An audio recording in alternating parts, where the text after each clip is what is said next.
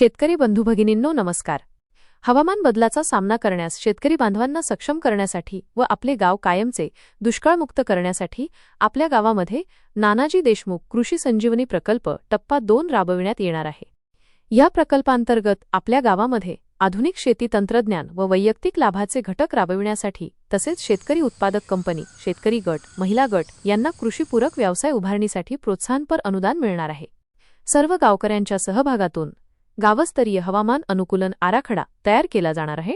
त्यासाठी आपल्या गावामध्ये 5 दिवस लोकसहभागीय सूक्ष्म नियोजनाची प्रक्रिया राबविली जाणार आहे व गावातील नैसर्गिक संसाधनांचा अभ्यास करून मृद व जलसंधारणाची कामे तसेच प्रकल्पातील इतर घटक राबविण्यासाठीचे नियोजन केले जाणार आहे. त्यामुळे गावातील एक जबाबदार नागरिक म्हणून सूक्ष्म नियोजन प्रक्रियेत आपला सहभाग अवश्य नोंदवावा, असे आवाहन जिल्हाधिकारी, जिल्हा अधीक्षक कृषी अधिकारी आणि प्रकल्प संचालक आत्मा यांनी केले आहे.